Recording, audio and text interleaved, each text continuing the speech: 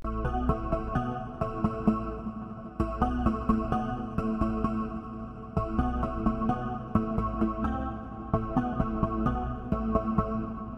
brangus mūsų laisvai ir kritiškai žiūrovė, šiandien mūsų laida laisvai ir kritiškai skiriama analizei dokumentinio filmo, rusiškai pavadinto Предатели, išdavikai, kurios režisierė, sumanytoja yra žurnalistė, kovotoja prieš korupciją Rusijoje Marija Konstantinovna Pevčich.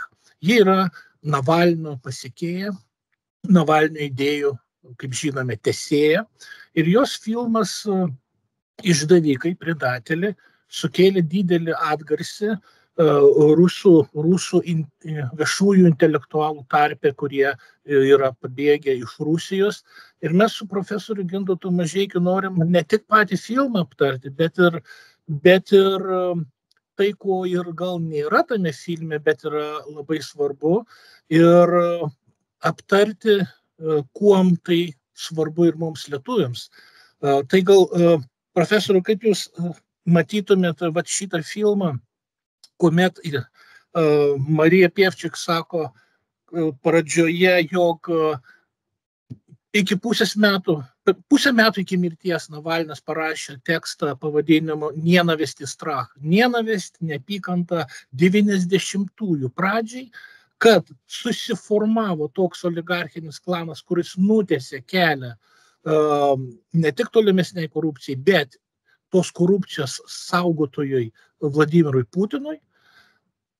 Ir strach, baimė, kad kuomet Putino režimas pasibaigs, niekas nepasikeis, nes pamatai 90-aisiais tokie jau fundamentalūs sudėti. Kaip jūs tai žiūrite? Na, prieš tai, atsakydamas į klausimą, paminėsiu keletą, man atrodo, svarbių dalykų. Pirmas, kad tą filmą iš tikrųjų, ačiū, kad pristatėt, FBK sukuria kovos su korupcija fondas, FBK fond barbais korupcijai, kovos su korupcija fondas, kurio ir buvo vadovas ilgą laiką Aleksejus Navalnas. Ir kai Aleksejus Navalnas buvo pasodintas, tai prasidėjo šitame fonde tam tikra intriga tarp Leonido Volkovo, kuris daugiau reziduoja Lietuvoje ir veda įvairias laidas, kaip tik Navalno. Kiek neseniai buvo sumuštas. Jo, ir buvo sumuštas Vilniuje, užpultas su plaktuku, žiauriai sumuštas. Ir kitas, ir Marijos Pevčich, kuri kuria profesionalias žurnalistinės laidas ir vykdo korupcijos tyrimus.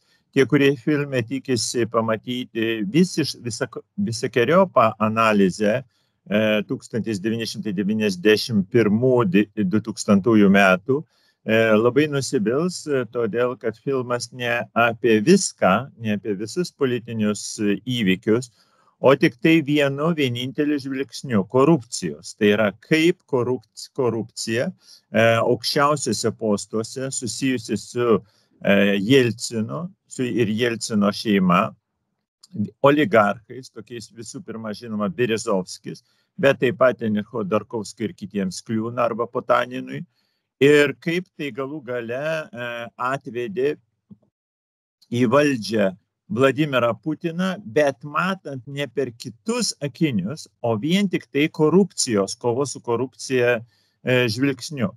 Todėl, pavyzdžiui, tie, kurie ten tikisi pamatyti, tarkime, Rusijos Baltųjų rūmų šturmą 1993 metais, kada iš tankų šaudoma į parlamentą, Jelcino įsakymu šturmuojamas pats parlamentas, nesvarbu dabar koks tas parlamentas, bet kokiu atveju po to buvo pakeista konstitucija ir visa valdžia atiduota Jelcinui, ir būtent šitą konstituciją, kada ir pataisos, kada visa valdžia buvo sukoncentruota vienose Jelcino rankose, vėliau ilgainiui ir atvedė į valdžią Putiną. Tai ši istorija nėra nagrinėjama. Šita politinė istorija nėra nagrinėjama. Nagrinėjama tik tai korupcijos istorija. Ir antras dalykas, kuris labai svarbu ir kas mano manymu Marijai Pevčich nelabai pavyko iki galo parodyti, ypač trečiame filme jinai taip pabrėžė, 3 filmai. Tai, kad 3 serijos jo. Tai vadinasi, ji pabrėžė ir po to daugelį savo interviu, kuriuos jūs jau minėjot, pabrėžė, filmas specialiai gina liberalios demokratijos vertybės. Ir nuolatos pabrėžė, kad filmas nori apginti liberalią demokratiją. Ir kad filmas nori parodyti, kad tie 90-ieji, kuriuos Putinas kritikuoja kaip baisius, iš tikrųjų tas laikotarpis paskutinio dešimtmečio praeito amžiaus ir yra tas, kuris sukūrė Putiną ir Putino gauja ir yra to laikotarpio kūrinys ir jie naudojasi šitą išdavikišką situaciją, kada liberali demokratija buvo diskredituota, pirmiausia diskredituota oligarchų ir liberali demokratija galų gale buvo sunaikinta. Tačiau kritikai, kurie klausosi ir žiūri, štai šito momento, kad norim apginti liberalios demokratijos idėjas, dažniausiai neišgirsta. Ir tada prasideda labai ilga istorija, kodėl jūs to neparodėt, kodėl jūs neteisingai šitą žmogų parodėte. Ir plati diskusija, labai plati diskusija, dažniausiai ir mažai svarstant filmo esmę, kad šitie žmonės yra vagys, kad šitie žmonės yra plėšikai ir kad šitie žmonės, kurie apiplėšė Rusijos piliečius, bando sukurti savo oligarchinės dinastijas ir vienas iš jų arba jų atstovas yra Putinas. Taip. Ir kas vis dėlto filme matyti, kad 90-aisiais, 90-ųjų pradžioj, ką jie nuolat pabrėžia rusiškai, 90-ąją, kad vis dėlto šitame laikotarpyje Jelcinas, nes ten nuolat rodo dokumentinius, reiškia, interviu ištraukas, pateikiamas kaip veidmainiškas, nes jis save pozicionuoja kaip kritika tų komunistų, kurie nuo sovietmečio paveldėjo privilegijas ir tuo pat ji parodo, kaip pats Jelcinas prašo atstatyti nebaigtą ten kažkokį 5-aukštį ar 3-aukštį namą prestižinėme buvusio olimpinių varžybų rajone Maskvos, kad ten jis viršutinius aukštus pasiims, paskui ten savo šeimos nariams, draugams jis pats išsirinks. Ir tokiu būdu pirmoji serijai Pevčich, kaip režisierė ir kaip žurnalistė, jie jau atkreipia dėmesį į dviveidystę Jelcino, kas prie jo įvaizdžio, ypač pas mus Lietuvoje, nėra visiškai suprantamas dalykas. Ir kad va čia navalniška neapykanta tokiam startui, kad jau čia ateina dviveidystė. Nuo to geriečio, ypač Lietuvai, Jelcinas šventas žmogus, armiją išvedė. Tai kaip jūs matot, šitas startinė pozicija? Aš manau, kad paskutinė tezė, kurią jūs pasakėte, yra svarbiausia, kad Lietuvoje Borisas Jelcinas yra laikomas labai reikšmingų ir gerbiamų asmenių dėl daugelio dalykų. Pirma, kad Jelcinas palaikė Lietuvos, bet neprieštaravo ir palaikė kažkokiais epizodais Lietuvos nepriklausomybę, smerkė Gorbačiovo atakas 90 ir 90-ųjų metų sausio 13 dieną ir 91 metais GKČP pučą smerkė ir kovojo Maskvos centre prieš šitą pučą ir tokiu būdu kvietė demokratijai ir pasirašė sutartį dėl Sovietų Sąjungos paleidimo su tuometiniais Ukrainos ir Baltarusijos vadovais. Ir tada tokiu būdu paviršutiniškai žiūrint, Lietuvoje jis pasirodo būtent kaip labai pozityvi figūra. Tačiau dažniausiai pamirštama paminėti, kad pats jis ateina iš nomenklatūros, visiškai yra komunistinis vadovas. Ir skirtumas, sakykime, pavadinkime taip, tarp Algirdo Brazausko ir Boriso Jelcino, žvelgiant partiniu žvilgsniu, nelabai didelis. Ir praktiškai nėra jokio. Tai tada, jeigu žmogus ateina iš partinės aplinkos, kur jau buvo pripratintas prie nomenklatūrinės valdžios, buvo naivu tikėtis, kad jisai elgsis ne nomenklatūriniu būdu. O kadangi mes tai slepiame dažniausiai Lietuvoje, tai todėl ir nepasimato to, kad Jelcinas nuo pat pradžių, jau nuo 91 metų, buvo įklimpęs į visokius korupcinius nomenklatūrinius reikalus. Ir tenais šitas jo namo pavyzdys, kaip pati Marija Pievčik sako, yra labai menkas. Pagalvosi, tenais keletą, du pasiema didelius butus po 150 kvadratinių metrų, ten nesvarbu, kad elitinėme rajone. Tiesa, reikia priminti, kad Jelcinas ir be to jau turėjo daug butų ir visokių sklypų. Bet čia papildomai dar pasima. Bet pati Marija Pievčik sako, šito namo istorija yra skirta ne tam, kad demaskuoti visą Jelcino asmeninę korupciją. O yra tai, kad šitas namas, visas namas kartu, yra įdomus tai, kad jis pasiema ne tik du butus, jis pasiema visą namą, nes nusprendžia, kaip paskirstyti savo draugeliams, kurie galėtų susirinkti. Iš esmės tai yra savotiškas kooperatyvas, valdžios kooperatyvas. Tuo pačiu metu priminsiu, kad tuometiniam Leningrade, vėliau Sankt Peterburge, būrėsi kitas kooperatyvas Ežeras, Ozera, kuris ten pasirodo trečiame tik tai filme ir kuris galų gale užgrobė visą valdžią Rusijoje. Bet tai todėl galėjo mums visada atrodyti, štai Putinas turi savo tenais banditų, vagių ir oligarchų kooperatyvą Sankt Peterburge, kur valdo vietinius banditus, o Maskvoje šventieji sėdi Jelcinas ir jau niekur nieko tenais nedaro, nieko panašaus. Štai pažiūrėkite vieno namo istoriją, sako Pievčik. Ir pažiūrėkime šito namo istoriją, kas yra įsivėlęs jį. Ir pamatysime šeima plačiai prasme. Ir vėliau jinai šitą terminą šeima plačiai prasme vartoja ir tas šeimos tęsinys tęsis. Ir Putinas yra susijęs su šita šeima, o ne Jelcinas pakviečia Putiną. Šeimai prisiekia Putinas, o ne vien tik tai Jelcinui. Ir po šiai diena šitos šeimos, kuriai prisiekė Putinas, jau 2024 metai, jis šitos šeimos neliečia, jis laikosi savo įsipareigojimus, jie puikiai gyvena pasaulyje, jie gali naudotis pinigais iš Rusijos gaunamais, jis yra šitai šeimai ištikimas. Vienas kooperatyvas, Ozera, susitarė su kita šeima, kitų kooperatyvų, kuris sukasi aplink minėtą namą ir aplink minėtą šeimą. Tai yra tokia siužetinė linija, bet kartu atskleidžia mums dviejų gaujų bendradarbiavimą. Aš pastebėjau filme labai stiprus akcentas dėl ekonomikos. Labai daug kadrų,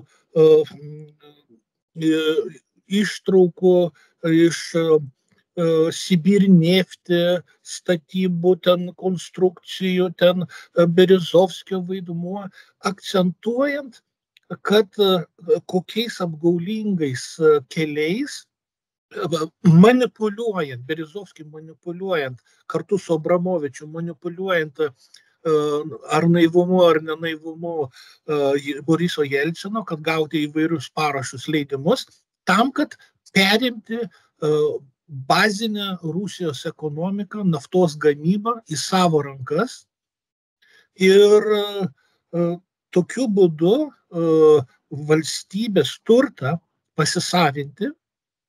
Ir man kyla klausimas, ar Lietuvoje ne tas pats buvo, tik tiek, kad pas mus tos naftos nėra, daug mažesnis lygmuo, maštabai mažesni, mūsų oligarchai tai ne Abramovičiaus lygmens oligarchai.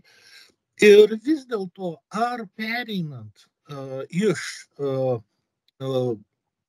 to socializmo sovietinio į laisvąją rinką, ar buvo įmanoma Rusijai iš principo kitaip visą tą procesą privatizacijos suvaldyti, kuomet Lietuva, Baltijos šalis integruojasi į Europos Sąjungą ir mes vienaip ar kitaip tą korupciją bandom suvaldyti, kažkoks tai teisingumo principas ateina iš vakarų. O ten Rusijoje argi galėjo būti kažkaip ta korupcija suvaldyta ir greta to, aš tada dar ir kitą klausimą noriu prijungti, ar rusams iš viso korupcija yra kažkokia tai nuodėmė, ar visa ta Navalno ir Marijos Pievčik pastanga, ar rusus paliečia, argi jiems tai nėra natūralu, kad yra istoriškai atotrūkis caro aplinkos nuo visos liaudės ir ar tai iš viso paveiktų, tai viena, o antra, ar iš viso buvo įmanoma, kad ekonomiškai kas nors kitaip būtų Rusijoje? Na, Tomai, mes išplėčiame šiuo atveju Marijos Pievčik filmo ribas, todėl kad jūs klausite jau lyginamosios perspektyvos, kurios tarptautinės lyginamosios perspektyvos mes pasigėsime Marijos Pievčik filme. Ir todėl gali susidaryti toks truputį komunistinis vaizdas, ką komunistai beje vakaruose atkreipė dėmesio, kad štai pati privatizacija buvo baisi, korumpuota, viskas buvo negerai, todėl galima sumanyti taip, kad reikėtų viską vėl nacionalizuoti ir vėl padaryti teisingai. Pati Marija Pievčik griežtai sako, aš ne tai galvojau, bet ką jau padarysi, filmas nufilmuotas, paleistas ir kai kuriems susidarė būtent toks įspūdis, net ne kai kuriem, o daugumai, sakyčiau, žiūrinčiųjų profesionalų, kad Marija Pievčik atrodytų siūlytų žodžiu kažkokį tai vėl nacionalizavimą ir naują teisingą privatizavimą, kas absurdas yra. Pati Marija Pievčik to nesiūlo, bet lyginamosios perspektyvos iš tikrųjų nėra. O lyginamoji perspektyva, ko gero, galėjo būti jokių būdų ne su Lietuva, nes Lietuva irgi išlindusi iš Sovietų Sąjungos, nors, sakyčiau, truputį įvardinsiu, buvo truputį daugiau teisingumo, bet, pavyzdžiui, buvo galima lyginti su Jugoslavija, buvusia irgi socialistinė respublika. Jugoslavijoje buvo kuo skiriasi jugoslaviškas socializmas nuo sovietinio, tai kad Jugoslavijoje bent jau buvo imituojamos darbininkų tarybos ir darbininkų tarybų nuosavybė gamykloms. Tai yra, vadinasi, pačioje gamykloje būdavo darbininkų taryba, kuri turėdavo paskirstyti pelną, viskas ten, žinoma, skirstydavo direktorius, o ne taryba, bet vis tiek buvo taryba, kuri privalėjo pritarti ar nepritarti šitam pelnui. Ir kai buvo privatizavimas, tada tas privatizavimas vyko gamyklos darbuotojams, o ne bet kam. Vadinasi, gamyklos darbuotojai patys pasiema dalį gamyklos ir po to jau jo gali pardavinėti ar nepardavinėti. Ten irgi buvo korupcija ir visa kita, tačiau truputį išliko daugiau teisingumo. Lietuvoje ir Rusijoje žmonės gavo taip vadinamus čekius arba voucherius nusipirkti bele ką. Ir žmonės neturintys jokio supratimo, kaip veikia ekonomika, rinkos ekonomika, niekada nestudijavo. Aš studijavau prieš tai Leningrade, Sankt Peterburge ir ekonomiką 2 metus ir prieš tai Lietuvoje technikume studijavau ekonomiką ir nežiūrint visų mano ekonomikos studijų, neturėjau žalio supratimo, kaip pereiti ir ką reikia daryti šitais voucheriais rinkoje. Kiti žmonės iš viso nesusigaudo. Ir išdalinti šitos čekius gyventojams, kurie turi nulinį supratimą apie ekonomiką, jau savaime buvo nusikaltimas. Tai buvo apgavystė. Nebuvo tokių galimybių, kai ten Panevėžio duonos kombinato direktorius supirkinėdavo iš pačių darbuotojų. Buvo tas pats. Kitaip tariant, mes matome dvi panašias istorijas, kad čekius arba voucherius Rusijoje, čekius Lietuvoje supirkinėja arba gamyklų vadovai, arba nebūtinai direktorius, bet kažkokia grupuotė, pavadinkime, klika gamyklos hebrikė superka. Žinanti, ką darys toliau. Jo, įsivaizduojanti, arba ką darys toliau, arba tai yra, vadinasi, buvę komjaunuoliai komunistai, kurie susigaudo, per partinių skyrių vadovai žino, kad reikia šitą gamyklą privatizuoti. Lygiai tas pats koks nors komjaunuolis Khodorkovskis dalyvauja tuose pat aukcionus ir lygiai taip pat su komunistų partija susijęs Berezovskis irgi dalyvauja tenykščiuose čekių supirkinėjimuose. Tai yra nesiskiria šita pradžia tarp Lietuvos ir Rusijos, nėra jokio skirtumo ir atsiranda tie patys investiciniai fondai, pradeda gimti, kur superka, vadinasi, tuos vertybinius popierius ir dingsta, tiesiog išgaruoja ir niekas už nieko neatsako, pavagia iš gyventojų. Tai Lietuvoje labai panašiai vyksta, lygiai taip pat pavagia, lygiai taip pat apgauna. Žmonės nieko galų gale už tai negauna, nebent butus išsiperka. Tie, kurie išsipirko butus, Rusijoje irgi išsipirko butus, tai tie, kurie išsipirkinėjo butus, tai tie kažką dar gavo pabaigoje. Bet šita didžioji machinacija, visos tautos apgavimas, nėra pati didžiausia. Pati didžiausia pagal Mariją Pevčik yra kita machinacija Rusijoje, kurios Lietuvoje mes nematėme tokio pavidalo. Taip vadinami užstatų aukcionai, zalogovai aukcionai, užstatų aukcionai. Vadinasi, yra parduodama kažkokia tai gamykla, įsivaizduokime tokio dydžio kaip Jonavos Azotas, dar didesnės. Ir tada, vadinasi, parduodama ten Norilskio nikelis, kurio kaina, ten, nežinau, šiuo metu galėtų būti ten 10 milijardų dolerių, grandiozinė kaina. Ir jos neįmanoma parduoti už čekius ir voucherius. Tiesiog neįmanoma to dalyko, arba tai labai sunku padaryti. Ir tada oligarchai pasiūlo Jelcinui modelį, parduoti už vadinamus, padaryti užstato aukcionus, kad kažkas užstato ir žada ten po to įvairiomis sąlygomis sumokėti, nesumokėti. Jie ima valdyti, kitaip tariant, Norilsko nikelis yra užstatomas, kaip lyg nuneštų į Lombardą.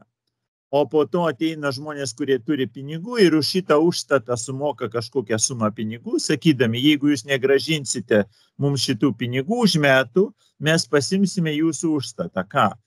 Norilsko nikelį.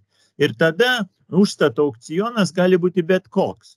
Galima, pavyzdžiui, Norilsko nikelį, kuris 10 milijardų kainuoja, užstatyti už 1 rublį, jeigu jūs norit. Ten viskas sutarta Abramovičiaus jachtoj. Jo, ir taip. Ir tie vadinamieji užstatų aukcionai buvo slapti. Tai yra susitarė 10-20 tik tai oligarchų, tarp jų beje ir Khodorkovskis, ir Berezovskis, ir Potaninas, kuriuos jau minėjau. Ir jie susitarė tarpusavyje, kiek kas sumokės už šitos užstatų aukcionė. Bet kas įdomumas, ką aptinka Marija Pevčik, patys šitie veikėjai neturi tiek pinigų net sumokėti už užstatą. Valstybė užstato Norilsko nikelį ar tenais naftos į pramonę, metalurgijos gamyklas, dujų pramonę užstato, o šitie veikėjai neturi pinigų, bet jie pirmą sukuria bankus, kur valstybė perveda savo valstybinius pinigus saugoti į šitos bankus. Tada oligarchai ima valstybė, ne savo pinigus, o valstybės pinigus ir valstybės pinigai sumoka valstybei, kuri neva skolinasi iš oligarchų, bet iš tikrųjų negauna nei 1 cento. Ir šitie asmenys pasiima grandiozinius turtus už dyką, už sumokėdami 0. Iš viso nemokėdami nei cento, jie pavogė visus šitos turtus. Ir tai grandiozinė afera, už ką Jelcinui pažadama, kad 96 metais alkoholikas ir nebejudantis ir praktiškai nebemastantis, Jelcinas vėl taps prezidentu su minusiniu reitingu. Ir bet tam, kad taptų, Berezovskis ir ten kiti veikėjai, Gusinskis, Berezovskis, paprašo, kad atiduotų jiems televizijas, radijas irgi tokia machinacijų būdu privatizuoti. Ir tokiu būdu jie privatizuoja tas televizijas, radijus. Ir televizijos ir radijai pagamina, falsifikuoja rinkimus tokiu būdu, kad Jelcinas tampa ir jo šeima pratęsia gyvenimą.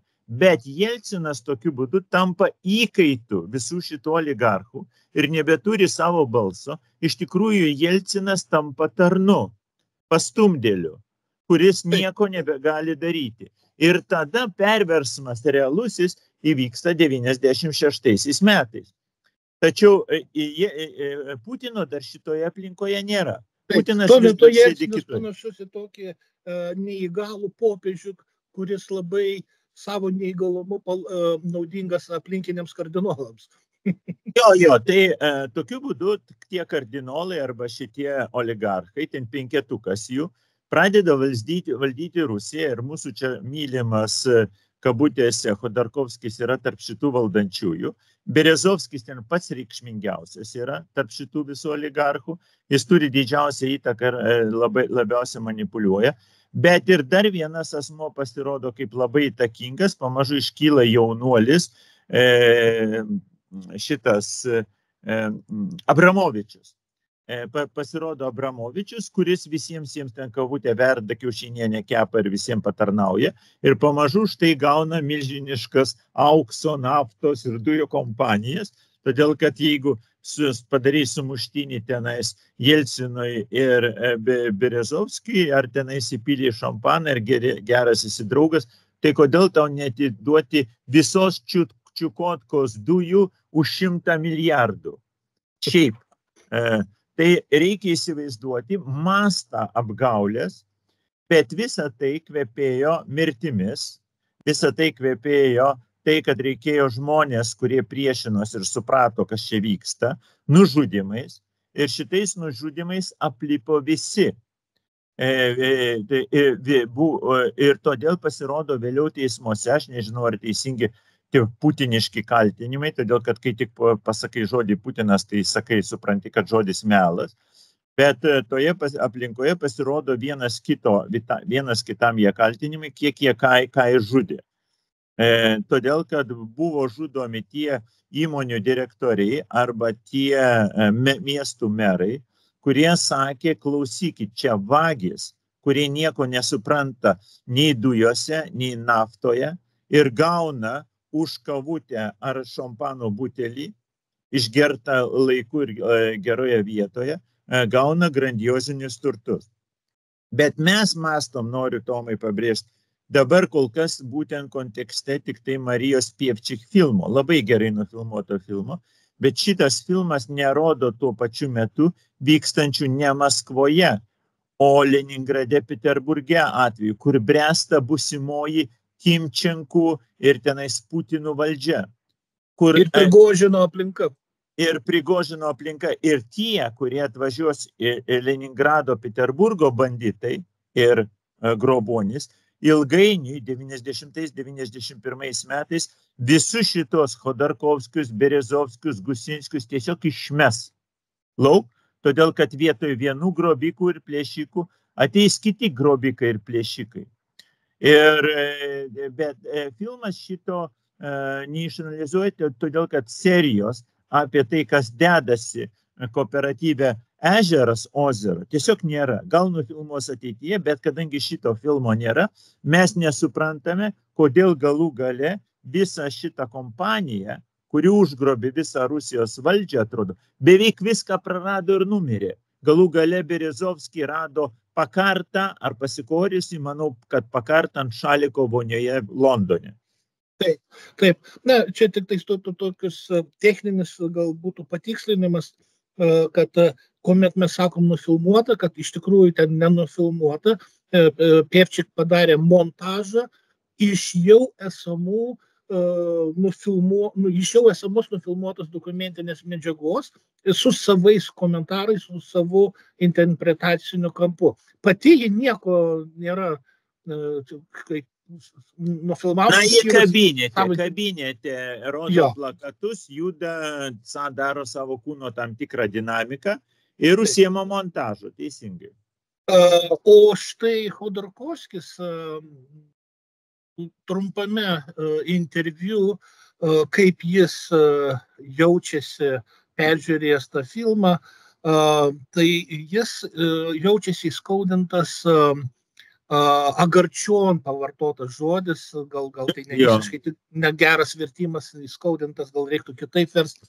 Agarčion jis ne dėl to, kad jisai patalpintas į šitą Dantės kažkokį tai oligarchų ratą, o dėl to, kad filme nei vienoj serijai nėra parodytas Khodorkovskis kaip kovotojas už žmogaus teisės, kaip tas, kuris ėjo į gatves, tas, kuris vienu metu rizikavo savo gyvybę už Rusijos ateitį.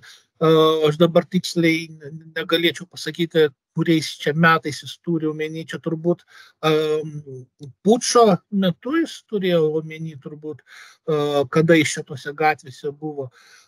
Na, vat jis sako, vat nepateiktas pilnas jo vaizdas ir dėl to jis jaučiasi toks agarčio.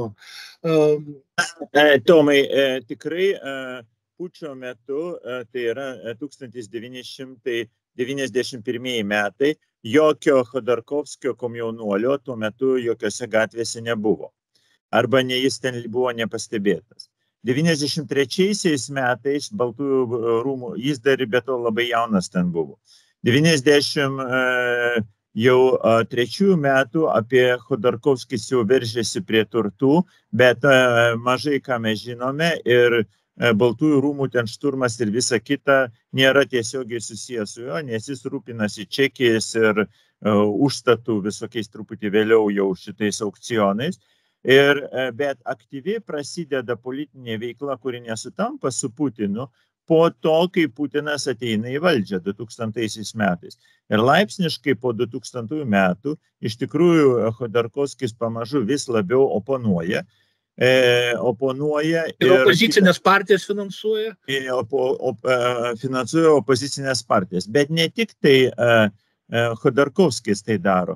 Lygiai tą patį, panašiai, nežinau, tik galiu apsirikti nuo 2002 ar 2003 metų, tą patį pradeda daryti ir Berezovskis, kuris sako, aš sukūriau Putiną, todėl kad realiai Putino partija Jedinąją Rusiją 100% su pavadinimais ir su Abramovičiaus pinigais, bet per Berezovskio rankas perleistais, sukuria Berezovskis. Tai yra ta Jedinąją Rusiją, kuri šiandien valdo ir kurią atstovauja Putinas, yra Berezovskio kūrinys. Todėl jis ir sako, aš sukūriau Putiną, kas truputį perdeda, ne jis vienas, Jelcino šeima taip pat įkūrė.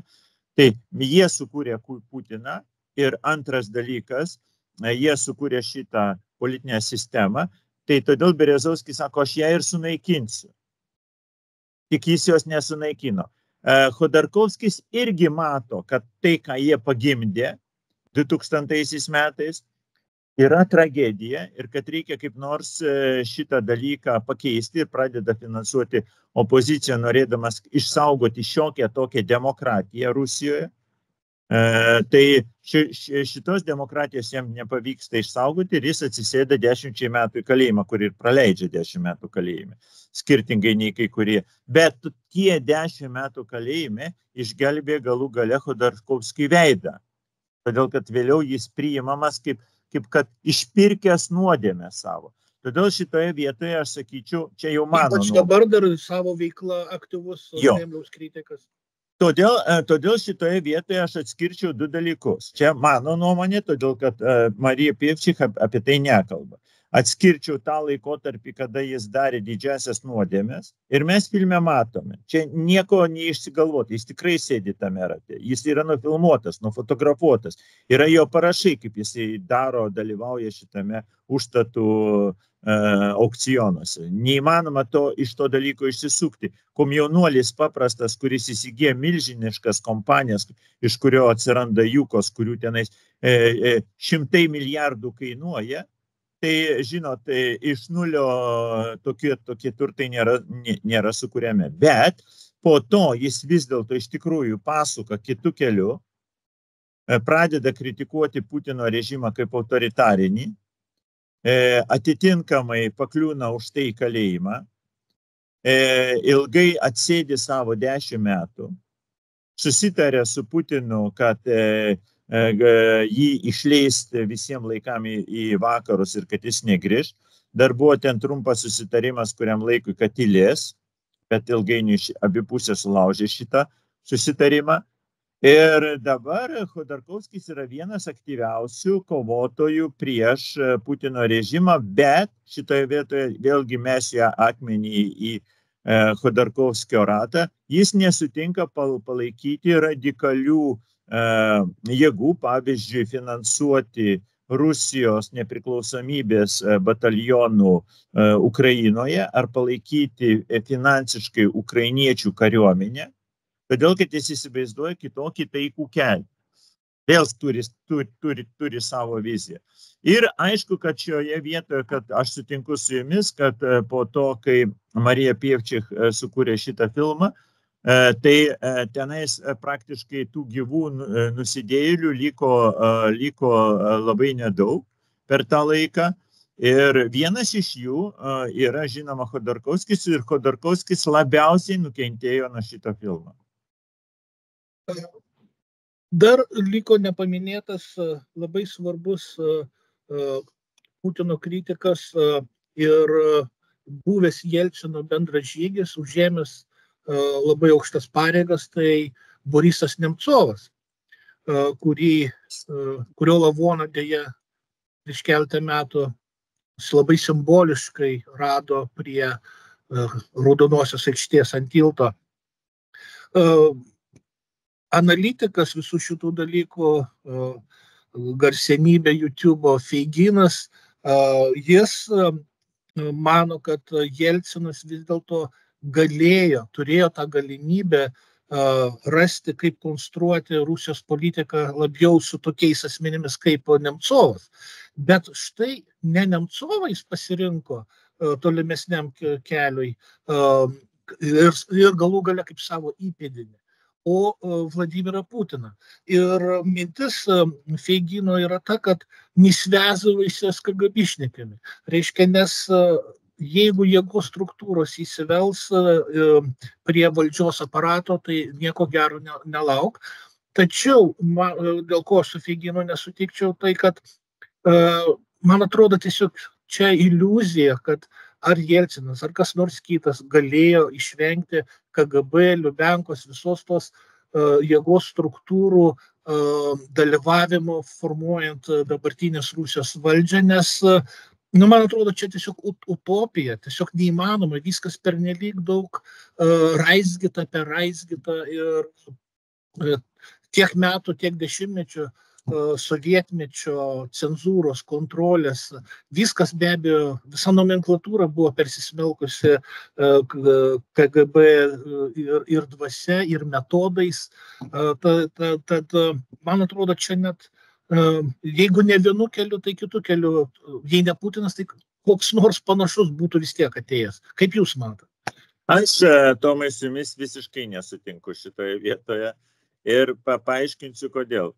Kada griuvo Sovietų sąjunga 91 metais, čia rusiškų žiūrėjimo, Lietuvoje 90-ais. Tai kada griūna 91 metais valdžia, Jelcinas nušalina tuometinius KGB vadovus nuo įtakos ir KGB neturi jokių galimybių pasipriešinti šitai demokratiniai revoliucijai. Tiesiog KGB išstumiama, o simboliškai Dzeržinskio paminklas Lubiankos aikštėje yra nuverčiamas. Toliau, sekantis. Jie iš karto jau ruošia keršto planą ir sugrįžimo planą. Ne, tuoj dar palaukime. Tada atsitinka 93 metai ir vėl bandoma tada KGB mėtosi tarp Baltųjų rūmų ir Jelcino, negali apsispręsti, ką palaikyti, neturi aiškios nuomonės.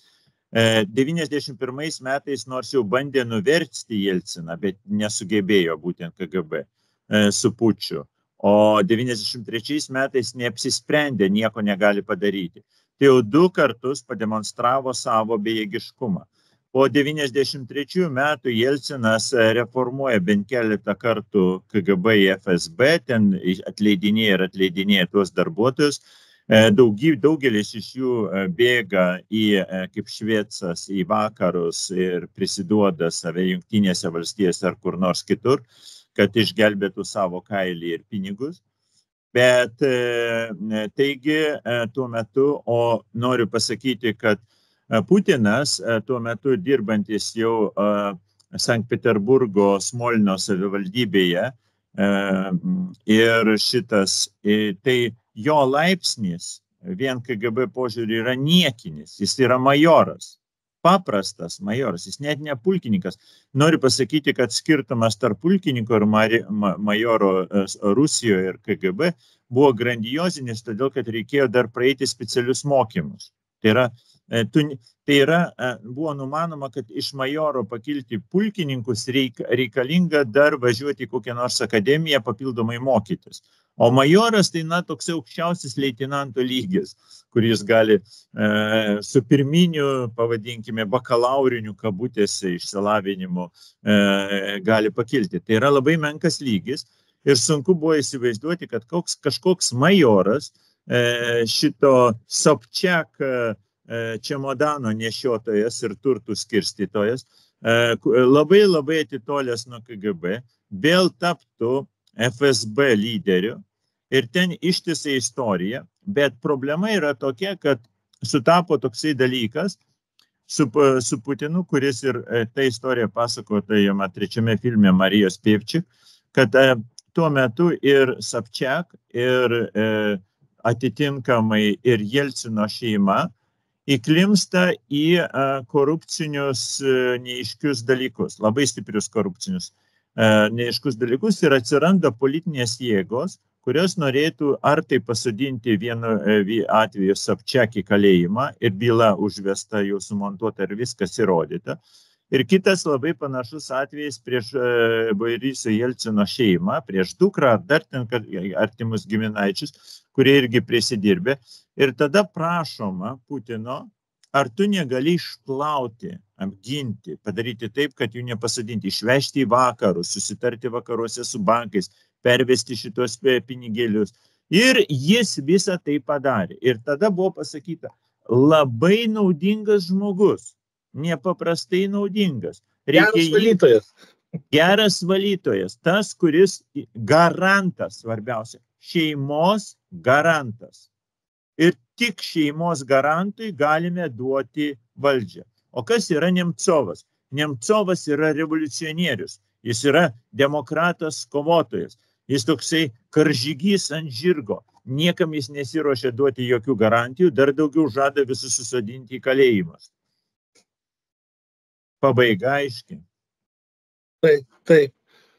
Ačiū Jums už labai reikalingas įžvalgas. Man atrodo, kad Lietuvai trūksta šiuo metu platesnės diskusijos apie šį filmą, bet rusakalbis pasaulis YouTube platformoje jis tiesiog ūžė, nespėjo filmas sulaukti padaraus kažkokio tai amžiaus, o jau klasika. Kaip mes bevertintume, jau tikrai hitas. Tai dėkui Jums labai ir manau, kad gal dar grįšime prie šių temų, nes man atrodo, kad čia ar tęsinys bus, ar kokios tai transformacijos visų šitų idėjų, bet kažkaip viskas verda. Hėgelis būtų patenkintas, kad kažkas pajudėjo istorijoje.